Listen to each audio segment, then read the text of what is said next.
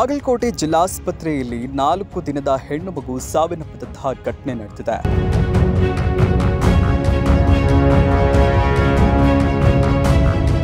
ಬಾದಾಮಿ ತಾಲೂಕಿನ ಹೆಬ್ಬಾಳವ ಮತ್ತು ಬಸಪ್ಪ ಹರಿಜನ ಎಂಬುವರಿಗೆ ಏಪ್ರಿಲ್ 7ರಂದು ಮಗು ಜನನವಾಗಿತ್ತು.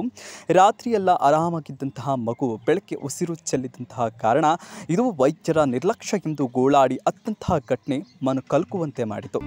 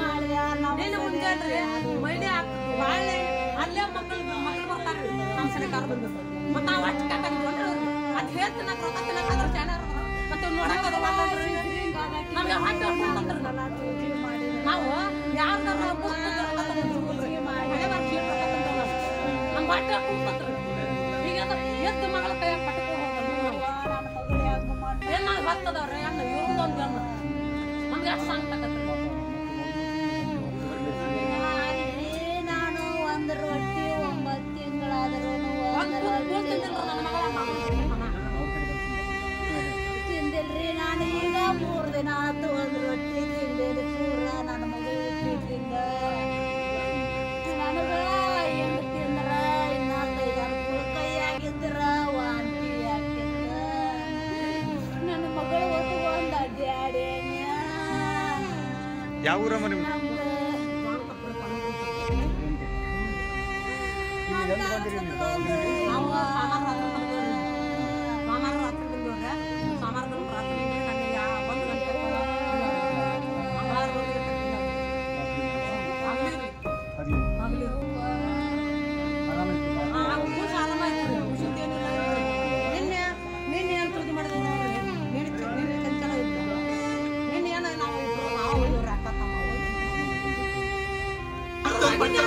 ಅದು ನಮ್ಮ ತಪ್ಪು ತಾಯಾಕ್ ಬರ್ತೇವೆ ಅದ ಮತ್ತೆ ಹಣೆ ಬರಲಿಲ್ಲ ನಮ್ದು.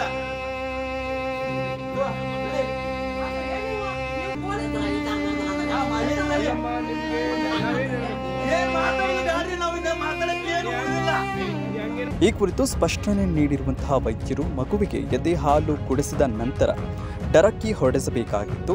ಹೈಪೋಥೆರ್ಮಿ ಸಮಸ್ಯೆಯಿಂದ ಮೃತಪಟ್ಟಿರಬಹುದು ಎಂದಿದ್ದಾರೆ. ಬೇಬಿ ಏನೈತಲ್ರಿ, ಬೇಬಿ ಆಫ್ ಹೆಬ್ಬಾಳವದು ಹೆಣ್ಮಗು ಕೂಸಿಂದ ಏನೈತಲ್ಲ ಇವತ್ತೇ ಮೂರನೇ ದಿನದ ಕೂಸದು. ಅವ್ರು ಏನು ಮಾಡಿದಾರೆ, ಬಹುಶಃ ನನ್ಗೆ ಅನ್ಸಿದ ಮಟ್ಟಿಗೆ 7:15 ಅವ್ರು ಹಾಲು ಕುಡಿಸಿ ತಾಯಿ ಬಾಜು ಮಲಸಿದ್ದಾರೆ. ಯಾವುದೇ ಕೂಸಿ ನಾವು ಹಾಲು ಕುಡಿಸಿದ ತಕ್ಷಣ ಅದು ಮಕ್ಕೊಂಡಲ್ಲೇ ಹಾಲು ಕುಡಿಸ್ಬಾರ್ದು ಅಂತ ದಿನಾನು ನಾವು ಕೌನ್ಸಿಲರ್ ಬಾಯಿನೂ ಹೇಳ್ತಾರ. ನಾವು ಬೆಳಿಗ್ಗೆನೂ ರೌಂಡ್ಸ್ ಮಾಡಿರ್ತೀವಿ, ಬೆಳಿಗ್ಗೆ ಮಾರ್ನಿಂಗ್ ಡ್ಯೂಟಿದವ್ರು ಮಾಡಿರ್ತಾರ, ನೈಟ್ ಡ್ಯೂಟಿದವ್ರು 3 ಸರ್ತಿ ನಾವು ರೌಂಡ್ಸ್ ಮಾಡಿರ್ತೀವಿ ರೀ. ಎವ್ರಿ ಟೈಮ್ ಅವ್ರಿಗೆ ಹೇಳ್ತೀವಿ, ಮಕ್ಕೊಂಡಲ್ಲಿ ಹಾಲು ಕುಡಿಸ್ಬೇಡ್ರಿ, ಹಾಲು ಕುಡಿಸಿದ್ನಲ್ಲೇ ಡರ್ಕಿ ಬಿಡಿಸ್ಬೇಕು, ಮತ್ತು ಫ್ಯಾನ್ ಜೋರು ಹಚ್ಚಬಾರ್ದು ರೂಮ್ನಲ್ಲಿ ಅಂತೇಳಿ. ಯಾಕಂದ್ರೆ ಆಲ್ರೆಡಿ ಬಿಸಿಲು ಜಾಸ್ತಿ ಇರೋದ್ರಿಂದ ಕೂಸಿಗೆ ಮೈಯಾಗ ನೀರಿನ ಅಂಶ ಕಡಿಮೆ ಆಗಿರ್ತೈತೆ ರೀ. ಇವರು ಚೆನ್ನಂಗೆ ತಾಯ್ದವ್ರು ಹಾಲು ಕುಡ್ಸಿರಂಗ, ಹಾಲು ಕುಡ್ಸಿದ್ಮೇಲೆ ಚೆನ್ನಂಗೆ ಡರ್ಕಿ ಬಿಡ್ಸಲ್ರಿ. 5 ನಂಬರ್ ಫ್ಯಾನ್ ಇಟ್ಟಾಗ ಕೂಸು ಏನಾಗ್ತದಲ್ಲ ಟೆಂಪ್ರೇಚರ್ ಲೋ ಆಗಿ ಹೈಪೋಥರ್ಮಿ ಆಗಿ ಅಂತ ಕೂಸು ಏನೈತಲ್ಲ ಯಾವುದೇ ಸೀರಿಯಸ್ ಇರೋ ಕೂಸುಗಳು ಜೋರು ಅಳೋದಿಲ್ಲ, ಅವ್ರು ಸುಮ್ಮನೆ ಮಕ್ಕೊಂಡ್ಬಿಟ್ಟಿರ್ತಾವ್ರಿ. ಬಟ್ ತಾಯ್ದವ್ರು ಏನ್ ಅನ್ಕೊಂಡಿರ್ತಾರ, ಕೂಸು ಮಲಗಿದೆ ಅಂತ ಅನ್ಕೊಂಡಿರ್ತಾರ. ಬಟ್ ಕೂಸು ಏನಾಗಿರ್ತೈತಿ ಅಪ್ನಿಯ ಅಂತ ಹೋಗಿರ್ತದೆ, ಅಂದ್ರೆ ಉಸಿರು ಗಪ್ಪಾಗೋದು, ಶುಗರ್ ಲೋ ಆಗೋದು, ಕೂಸು ಡಲ್ ಆಗೋದು ಹಂಗಾಗಿರ್ತದೆ. ಬಟ್ ಅವ್ರು ನನಗೆ ಅನ್ಸಿದ ಮಟ್ಟಿಗೆ ಅವರು ಕೂಸು ಮಕ್ಕೊಂಡ ಅಂತ ಅಲ್ಲಿ ಹಾಕ್ಯಾರ. ಬಟ್ ಕೂಸಿಗೆ ಇಲ್ಲಿ NICU ತಂದು ನೋಡಿದಾಗ ಕೈಕಾಲು ಪೂರಾ ನೀಲಿ ಆಗಿತ್ತು, ಮತ್ತೆ ಪೂರಾ ಕೋಲ್ಡ್ ಆಗಿತ್ತು. ಕೂಸಿಂದ ಟೆಂಪ್ರೇಚರ್ ನಾವು ವಾರ್ಮರಿಗೆ ಹಚ್ಚಿ ನೋಡಿದಾಗ 31 ಡಿಗ್ರಿ ಟೆಂಪ್ರೇಚರ್ ಇತ್ತು ರೀ. 31 ಡಿಗ್ರಿ ಟೆಂಪ್ರೇಚರ್ ಅಂದ್ರೆ ಸಿವಿಯರ್ ಹೈಪೋಥರ್ಮಿಯಿಂದ ಏನಾಗತ್ತಲ್ಲ ಅಪ್ನೆ ಹೋಗ್ತೈತಿ, ಉಸಿರುಗಪ್ಪಾಗೋದು, ಶುಗರ್ ಕಡಿಮೆ ಆಗೋದು, ಇವೆಲ್ಲ ಚಲನವಲನ ಕಡಿಮೆ ಆಗೋದು ಇವೆಲ್ಲ ಆಗಿರ್ತಾವ. ಮತ್ತೆ ಹಾಲು ಕುಡಿಸಿದ್ಮೇಲೆ ಡರ್ಕಿ ಬಿಡಿಸ್ಲಾರ್ದಾಗ ಏನಾಗ್ತೈತಲ್ಲ ಮೂಗಿಂದ ಬಾಯಿಂದ ಸೇರಿ ವಾಂತಿ ಮಾಡ್ತಾವ. ಕೆಲವೊಮ್ಮೆ ಲಂಗ್ಸ್ ಒಳಗಡೆ ಹೋಗಿ ಆಸ್ಪಿರೇಷನ್ ಆಗಿ ಬೇಬಿ ಡೆತ್ ಆಗಿರ್ತೈತ್ರಿ. ಅದು ತಾಯಿದವರು ನೋಟಿಸ್ ಮಾಡಿಲ್ಲ. ಸೊ 7 ಗಂಟೆ ಹಾಲು ಕುಡ್ಸಾರ, 7:45 ನಮ್ಮ ಸಿಸ್ಟರ್ ಬ್ಲಡ್ ಡ್ರಾ ಮಾಡಿದಾಗ ಅವ್ರು ನೋಡಿದಾರೆ ಬೇಬಿ ಡಲ್ ಐತಂತೇಳಿ. ಅದೇ NICU ಶಿಫ್ಟ್ ಮಾಡಿದಾಗ 7:50 ಆಗಿತ್ತು. ಅವ್ರು ನೋಡಿದ್ರೆ ಬೇಬಿ ಬ್ರಾಡ್ ಡೆಡ್ ಇತ್ತು. ಬೇಬಿದು ಏನೂ ಇರಲಿಲ್ಲ. ಅಂದರೆ ನನ್ನ ಪ್ರಕಾರ ಅದು ಸ್ವಲ್ಪ ಕೈ ಕಾಲೆಲ್ಲ ಬಿರುಸಾಗಿತ್ತು ರೀ. ಒಂದು 45 ಮಿನಿಟ್ಸ್ ತನೂ ಆಗಿರ್ಬೋದ್ರಿ. ಅದು half an hour to 45 minutes ಎಲ್ಲ ಆಗಿದೆ. ಪೂರಾ ಕೈಕಾಲು ನೀಲಿಯಾಗಿ ಬೇಬಿ ಪೂರಾ ಕೋಲ್ಡ್ ಆಗೈತಿ. ಅವ್ರು ಹೊಚ್ಚಿ ಮಲ್ಸಿರ್ತಾರಲ್ಲ ಬೇಬಿ ಏನು ಸಮಸ್ಯೆ ಇದೆ ಅಂತ ಗೊತ್ತಾಗೋದಿಲ್ಲ. ಸೊ ಯಾವಾಗಲೂ ನಾವು ಹೇಳ್ತೀವಿ ಕೂಸಿನ ತಾಯಿ ಬಾಜು ಹಾಕ್ರಿ. ಅಂದರೆ ಕೂಸಿಗೆ ಏನೇ ಆದರೂ ತಾಯಿ ಇಮಿಡಿಯೇಟ್ ಗೊತ್ತಾಗ್ಬಿಡ್ತೈತೆ. ಬಾಜು ಹಾಕೋದು, ಇಲ್ಲ ಮಂಚದ ಕೆಳಗಡೆ ಹಾಕೋದು. ಈಗ ಎಲ್ಲರೂ ಏನು ಮಾಡ್ತಾರೆ, ನೆಟ್ ತೊಗೊಂಬಂದು ನೆಟ್ ಒಳಗಡೆ ಹಾಕಿ ಸೊಳ್ಳೆ ಕಡಿತಾವಂತೇಳಿ ಅದ್ರೊಳಗೆ ನೆಟ್ ಕೆಳಗಡೆ ಹಾಕಿ ಮಂಚದ ಕೆಳಗೆ ಹಾಕ್ತಾರೆ. ಸೊ ಫ್ಯಾನ್ ಜೋರಿಡೋದ್ರಿಂದ ಇವೆಲ್ಲ ಸಮಸ್ಯೆ ಆಗಿರ್ಬೋದು ಅಂತ ನನಗೆ ಅನಿಸಿದೆ. ಸೊ ಬೇಬಿ ಬಂದಾಗ ಅದು ಬ್ರಾಡ್ ಡೆಡ್ ಇತ್ತು ಅದು. ಸೊ ನಮ್ಮ ಸಿಸ್ಟರ್ಗಳು ಏನಾಗ್ತದೆ ಅದನ್ನ ನಾವು ಸಾಧ್ಯ ಆದಷ್ಟು ಮಾಡಿದ್ವಿ. ಬಟ್ ಬೇಬಿ ಬ್ರಾಡ್ ಡೆಡ್ ಇರೋದ್ರಿಂದ ಭಾಳ ಏನೂ ಮಾಡೋಕ್ಕಾಗಿಲ್ಲ. ಒಂದು ರೀಸನ್ ರೀ ಸಿವಿಯರ್ ಹೈಪೋಥರ್ಮಿ ಇತ್ತು. ಅದೇ ಯಾಕಂದ್ರೆ ರೆಕಾರ್ಡೆಡ್ ಟೆಂಪ್ರೇಚರ್ ಐತ್ರಿ, ವಾರ್ಮರ್ನಾಗ ಗೊತ್ತಾಗ್ತತಿ. ಲೆಸ್ ದನ್ 31 ಡಿಗ್ರಿ ಸೆಲ್ಸಿಯಸ್ ಇತ್ತು. ಮತ್ತೆ ಅವ್ರು ಹಾಲು ಕುಡಿಸಿದ್ಮೇಲೆ ಬರ್ಪಿಂಗ್ ಮಾಡೋದೇ ಇಲ್ರಿ, ಅಂದ್ರೆ ಡರ್ಕಿ ಬಿಡಿಸ್ಬೇಕು. ಅದು ಮಾಡ್ಲಾರ್ದು ಡೈರೆಕ್ಟ್ ಹಾಕಿರೋದ್ರಿಂದ ಅದನ್ನು ನೆತ್ತಿ ಏರ್ಸ್ಕೊಂಡು ಕೂಸು ಫೇಲ್ ಆಗಿರ್ಬೋದು ಅಂತ ನನಗೆ ಅನಿಸುತ್ತೆ. ನಮ್ಮಲ್ಲಿ ಹೊಳೆ ಬಸವರಾಜ್ ಹರಿಜನ್ ಅಂತ ಹೇಳ್ಬಿಟ್ಟು ಚೊಚ್ಚಲೆ ಹೆರಿಗೆಗೆ 8ನೇ ತಾರೀಕು ಮಧ್ಯರಾತ್ರಿ 1:15 ಗಂಟೆಗೆ ಹೆರಿಗೆ ನೋವು ಅಂತ ಹೇಳ್ಬಿಟ್ಟು ಬಂದು ಅಡ್ಮಿಟ್ ಆಗಿದ್ದಾರೆ. ಅದಾದಮೇಲೆ ಅವ್ರಿಗೆ ಇನ್ನೂ ಅವರು ದಾರಿ ಇನ್ನೂ ಸ್ವಲ್ಪ ಆಗಿತ್ತು. ಸೊ ಅವ್ರು ಬಂದಾಗನೇ ಅವ್ರದ್ದು HB ಅಂತೀವಿ, ರಕ್ತ ಏನಿರ್ತದಲ್ಲ HB ಅದು ಕಮ್ಮಿ ಇತ್ತು ರೀ. 7.2 ಇತ್ತು. ಅದು ಭಾಳ ಕಮ್ಮಿ ಆಗ್ತದೆ ಹೆರಿಗೆ ಆಗೋರಿಗೆ. ಡೆಲಿವರಿ ಆಗಬೇಕಾದ್ರೆ ಆ ಥರ ಕಮ್ಮಿ ಇದ್ದಾಗ ಸ್ವಲ್ಪ ತೊಂದರೆಗಳು ಜಾಸ್ತಿ ಆಗ್ತದೆ. ಡೆಲಿವರಿ ಆದಮೇಲೆ ಬ್ಲೀಡಿಂಗ್ ಆಗ್ಬೋದು, ಅಥವಾ ಮುಂದೆ ಇನ್ನೂ ತೊಂದರೆ ಆಗಿ ಆಕಿಗೆ ಸ್ವಲ್ಪ ತೊಂದರೆ ಆಗ್ತದೆ ಅಂತ ಹೇಳ್ಬಿಟ್ಟು ನಾವೇನು ಮಾಡಿದ್ವಿ, ಡೆಲಿವರಿ ಆಗೋ ಟೈಮಿಗೆ ಬ್ಲಡ್ ಟ್ರಾನ್ಸ್ಫ್ಯೂಷನ್ ಮಾಡ್ಬೇಕಂತ ಹೇಳಿ ಡಿಸೈಡ್ ಮಾಡಿದ್ವಿ. ಸೊ ಡೆಲಿವರಿ ಆಗೋದ್ಮೇಲೆ 1 ಪಾಯಿಂಟ್ ಟ್ರಾನ್ಸ್ಫ್ಯೂಷನ್ ಮಾಡಿದ್ವಿ, 1 ಬ್ಲಡ್ ಹಾಕಿದ್ರು. ಅದಾದ ನಾರ್ಮಲ್ ಡೆಲಿವರಿ ಆಗಿದೆ. ಹೆಣ್ಮಗುಗೆ ಅವರು 8ನೇ ತಾರೀಕು ಮಧ್ಯಾಹ್ನ 1 ಗಂಟೆವರೆಗೂ ಅವ್ರದ್ದು ಡೆಲಿವರಿ ಆಗಿದೆ. ಅದಾದಮೇಲೆ ಒಂದು ಬ್ಲಡ್ಡನ್ನು ಹಾಕಿವ್ರಿ. ಅವ್ರು ಆರಾಮೇ ಇದ್ರು. ಅದಾದಮೇಲೆ ಮತ್ತೊಂದು ಸತಿ ಡೆಲಿವರಿ ಆದಮೇಲೆ ಸ್ವಲ್ಪ ಬ್ಲೀಡಿಂಗ್ ಆಗಿರ್ತದಲ್ಲ. ಸೊ ಇನ್ನೊಂದು ಸತಿ ನಾವು ಬ್ಲಡ್ ಟೆಸ್ಟ್ ಇವತ್ತು 10ನೇ ತಾರೀಕು ಇವತ್ತೊಂದು ಟೆಸ್ಟ್ ಮಾಡಿಸಿದ್ವಿ. ಟೆಸ್ಟ್ ಮಾಡಿಸಿದ್ಮೇಲೆ ಅದು ರಿಪೀಟ್ ಬ್ಲಡ್ ಟೆಸ್ಟ್ ಒಳಗೆ 6.2 HB ಬಂತು.